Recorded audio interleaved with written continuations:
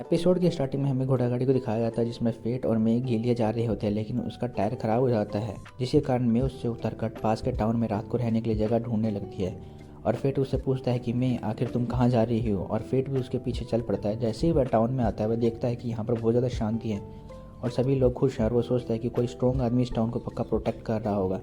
तभी वह उस टाउन के चीफ को ढूंढने लगता है और वह एक आदमी को देखता है जो कि स्टोन पर बैठा होता है, और वह कहता है कि मैं ही इस टाउन का चीफ हूँ। जैसे ही फेट उसके हाथ में एक होली स्वॉर्ड देखता है, वह समझ जाता है कि यह एक होली नाइट है और उसके ऊपर में अपनी आइडेंटिफाई स्किल का इस्तेमाल करता है। लेकिन वह बंदा उसे ब्लॉक करके कहता है कि तुम लेवल 1 की हो, लेकिन फिर भी तुम्हारे पास 2 मिलियन स्टैट्स है, वाह तुम काफ़ी ज़्यादा स्ट्रॉन्ग हो। और वह फेट को ड्यूल के लिए चैलेंज करता है। वह दोनों अपने स्वॉर्ड को निकालते हैं और एक दूसरे के साथ बैटल करने लगते हैं। और वह कहता है कि फेट तुम्हें अभी भी थोड़ी ट्रेनिंग की ज़रूरत है, और वह फेट को एक जोर से हिट करता है जिससे एक कारण ग्रीड नीचे गिर जाता है। और ग्रीड कहता है फेट मुझे थोड़ा संभाल के इस्तेमाल करो, ऐसा फेंको मत। और वह होली नाइट उसके गर्दन पर ब्लेड रख देता और कहता है तुम हार गए। फेट ग्रीड को उठा के उससे माफ़ी मांगता है और कहता है कि फेट कहता है कि यह होली नाइट तो बहुत ज़्यादा स्ट्रॉन्ग है। तभी होली नाइट कहता है क्या मैं तुम्हें ट्रेन कर सकता हूँ। यह सुनने के बाद में ग्रीड और फेट बहुत ज़्यादा हैरान होते हैं और कहते हैं कि यह बूढ़ा आदमी आखिर हमें ट्रेन क्यों करना चाहता है, कुछ ना कुछ तो गड़बड़ है। लेकिन वह उसकी बात को इनकार नहीं करते क्योंकि कभी नहीं मौका मिलता किसी होली नाइट से ट्रेन होने का। वह उसकी बात को मान जाते हैं और कहते हैं ठीक है हम आपके अंदर में ट्रेन होंगे। और वह होली नाइट भी है सुनकर बहुत ज़्यादा खुश होता है। और फेट भी उसके अपना इंट्रोडक्शन देते हुए कहते हैं कि मेरा नाम फेट ग्रेफाइट है, मुझे आपसे मिलकर बहुत खुशी हो रही है। होली नाइट कहता है मेरा नाम आरोन बारबोटोस है। तभी मे आ जाती है और वह कहते हैं कि मैंने रात को हमारे रुकने के लिए जगह ढूंढ ली, पर फेट कहता है कि मैंने तुमसे पहले वह जगह ढूंढ ली है। और वह नेक्स्ट डे अपनी ट्रेनिंग फिर से स्टार्ट करते हैं और मैं अंदर अभी भी सो ही रही होती है। और वह बारबोटोस उसे बताता है कि तुम्हें किस तरह से फाइट करना और अपने स्टैंड्स को सही रखना है ताकि तुम और पावरफुल अटैक कर सको। और फेट कहता है कि अगर मैं ये सब सीख लूँगा तो मैं अपने स्टैट्स को अच्छी तरह काबू कर पाऊँगा, जिसके कारण मैं और अच्छी तरह से फाइट कर पाऊँगा। तभी फेट की आंखें चमकने लगती हैं जिसको देखकर बारबोटोस कहता है आखिर क्या हुआ तुम्हें। और वह फिर से अपनी फाइट को कंटिन्यू करते हैं। ऐसे करके ही शाम हो जाती है और उसके बाद में वह कहता है कि हम बाकी की कल कंटिन्यू करेंगे अपनी फ़ाइट को। और जैसे ही वे अंदर जाते हैं देखते हैं कि मैंने सारा खाना खा लिया था और फेट बाहर कैसल को देख रहा था। तो बारबोटोस खाना लेने के लिए बाहर जाता है और वह भी उस कैसल को देख रहा होता है। और फेट जो कि बारबोटोस के घर में होता है वह उसकी फैमिली फ़ोटो देखता है जहाँ पर बारबोटोस और उसका सन और बेटा होता है। ग्रीड उसके बेटे को देख के कहता है ये तो तुम्हारी तरह लग रहा है। तभी मुझे पता लगा कि यह हमें ट्रेन क्यों करना चाह रहा था।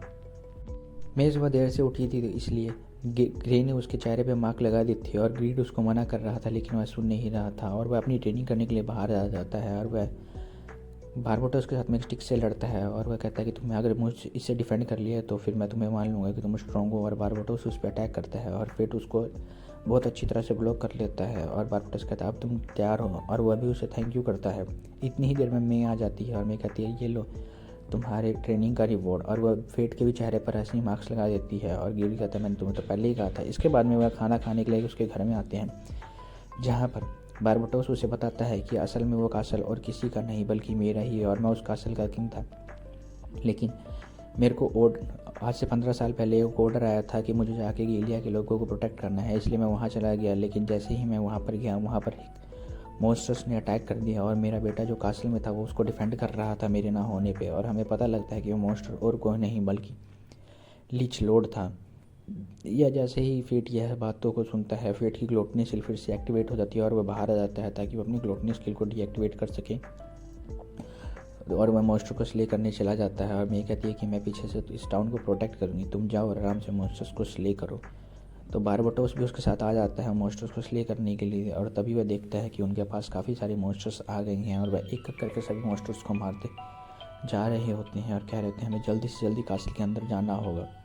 जैसे ही वह कासल के अंदर आते हैं देखकर बहुत ज़्यादा हैरान हो जाते हैं कि कासल आज से वैसे ही लग रहा है जैसे 15 साल पहले वह छोड़ के गया था। जैसे ही वह ऊपर वाले रूम में जाता है वह देखता है कि उसकी फैमिली वाले सभी मेम्बर्स उसको वहाँ पर वेट कर रहे हैं और वो अपने बेटे ल्यूक और अपनी वाइफ डियाना से मिलता है जो कि उसका वेलकम करती हैं और सभी के सभी सर्वेंट भी उसका वेलकम करते हैं। लेकिन फेट को कुछ महसूस होता है और ग्रीड उसे बताता है कि ये सारा का सारा इल्यूजन मैजिक है जिसके कारण उसे ये सब कुछ लग रहा है। उसके सारे फैमिली मेम्बर ये सारा लीच लॉर्ड का काम है। और यहाँ पर बारबोटोस अपनी फैमिली मेम्बर से बात कर रहा होता है तभी उसका बेटा लीक उसके ऊपर में स्वॉर्ड से अटैक कर देता है और वह कहता है कि फादर जब तक आप नहीं थे तब तक मैं इस पूरे टाउन को प्रोटेक्ट कर रहा था और कैसल को भी रोज़ हर साल, और आप नहीं आए सिर्फ अपनी ड्यूटी करके और आपने हमें भी ऐसे ही छोड़ दिया। तभी फेट भी फाइट में आता है, तो बारबोटस कहता है कि फेट तुम जाओ, इस फाइट में तुम्हारा कोई काम नहीं, मैं लड़ूंगा। और ग्रिड भी कहता है कि अगर फेट तुमने अपनी स्वॉर्ड से इस पर अटैक किया तो ये सभी के सभी हेल में चले जाएंगे और कभी भी इनकी आत्मा को शांति नहीं मिलेगी। ये सुनने के बाद में फेट थोड़ा सा घबराने लग जाता है और ल्यूक अब बारबोटस के ऊपर में अटैक लगातार कर रहा होता है। तभी बारबोटस कहता है कि फेट जाओ और लीच लोड को संभालो, और फेट कहता है ठीक है मैं जा रहा हूँ। और फेट वहाँ से लीच लोड पे अटैक करने के लिए निकल पड़ता है।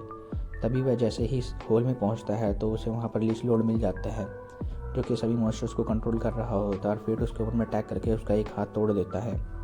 तभी वह अपनी मैजिक पावर से वहाँ के सभी लोगों को रिवाइव कर देता है। इतनी ही देर में वहाँ पर बारबोटस भी आ जाता है, जो अपने ग्रैंड क्रॉस का इस्तेमाल करता है और काफ़ी मॉन्स्टर्स को हरा देता है। लेकिन वह इतने सालों में कमज़ोर हो चुका था, जिसके कारण उसकी पावर काफ़ी नहीं थी और वो कह रहा था कि थोड़ी और पावर, थोड़ी और। तभी फेट भी उसके बेटे की होली स्वॉर्ड उठाकर एक अपने उसके साथ मिल जाता है और मॉन्स्टर पर अटैक करने के लिए वह दोनों मिलकर ग्रैंड क्रॉस का अटैक करते हैं, जिसके कारण वह मॉन्स्टर तबाह हो जाता है।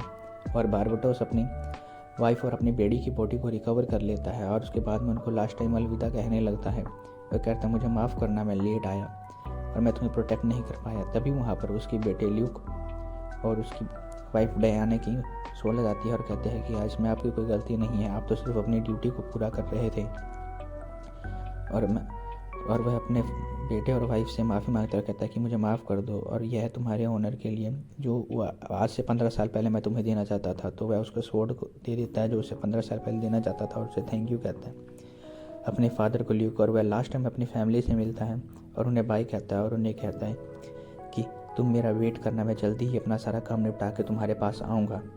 ल्यूक, डायना और वह उन सबको बाय करके बाहर जाने लगते हैं। जैसे ही वह बाहर निकलते हैं वो देखते हैं अभी भी काफ़ी मॉन्स्टर्स पड़े हैं, तो वह दोनों आपस में एक दूसरे के साथ में रेस लगाते हैं कि कौन सबसे पहले मॉन्स्टर्स को मारेगा और वे पूरी रात मॉन्स्टर को स्ले करते हैं। जैसे ही दिन में आती है तो वह बहुत ज़्यादा गुस्से में होते हैं कि उन्होंने एक भी मॉन्स्टर उसके लिए नहीं छोड़ा। तभी वो कहता है शांत हो जाओ, शांत हो जाओ। तभी बारबोटस को याद आता है कि आज से 50 साल पहले मैं इस टाउन में आई थी जहाँ पर उसने काफ़ी सारे मॉन्स्टर्स को मारा था और इस टाउन को बचाया था, और उसने ये सारी की सारी पुरानी स्टोरीज और फोटोज़ में देखा था। और वो कहता है तुम आज से भी ऐसी कैसे दिख रही हो। तो मैं कहती है कि मैं हमेशा से ऐसी दिखूंगी और तुम्हें स्ट्रॉन्ग होने के लिए कई साल लग जाएंगे, और मेरा ऐसा दिखने का कारण ये है क्योंकि मैं एक फैंटम हूँ जो कभी मर नहीं सकती और मैं इस धरती पे हमेशा ज़िंदा रहूँगी जब तक कि मेरा मिशन पूरा नहीं हो जाता है। और फेट पूछता है कि आखिर में है कौन, आखिर इसकी हिस्ट्री क्या है, और वह ये सोच ही रहा होता है। तभी उसे बारबोटस कहता है कि फिर से तुम्हारा शुक्रिया उन सारे मॉन्स्टर्स को मारने के लिए और मेरी मदद करने के लिए, मेरी फैमिली को उस मॉन्स्टर से आज़ाद कराने के लिए। और वो कहता है कि फेट जल्द ही तुम अपने मिशन को पूरा करके वापस से मेरे पास आना, क्योंकि मुझे तुम्हें कुछ इंपॉर्टेंट बात बतानी है। यह सुनने के बाद में फेट कहता है ठीक है, और वह उससे कहता है कि मेरे पास भी आपके लिए कुछ है, प्लीज़ किसी को मत बताना कि मैं कौन था और मैं यहाँ पर आया था। इसके बाद में हमें हेरोल्ड के फैमिली मेम्बर्स को दिखाया जाता है जिनको फिलोसोफर स्टोन मिल चुका होता है, और हेरोल्ड का भाई कह रहा होता है कि आखिर हमें काफ़ी टाइम से हेरोल्ड की कोई इन्फॉर्मेशन क्यों नहीं मिली है। तभी उसका बटलर आगे कहता है कि सर हेरोल्ड को किसी ने मार दिया है। यह सुनने के बाद में उसका भाई बहुत ज़्यादा हैरान होता है, क्या हेरोल्ड मर गया? और वो कहता है कि जी हाँ सर, उसे मारने वाला और कोई नहीं बल्कि कॉप्स था, और कॉप्स कोई मॉन्स्टर नहीं बल्कि एक वॉरियर है। तो वो कहता है कि आखिर कौन है ये वॉरियर जिसने मेरे भाई को मार डाला इतनी आसानी से। इसके बाद में हमें फिर से मे और फेट को दिखाया जाता है जो केलिया जा रहे होते हैं। तो गाइज यहीं पर हमारा ये एपिसोड हो जाता है ख़त्म। इस वीडियो को लाइक कीजिएगा, चैनल को सब्सक्राइब कीजिएगा। जल्दी ही मिलते हैं इसके नेक्स्ट एपिसोड में, तब तक के लिए कीप वॉचिंग।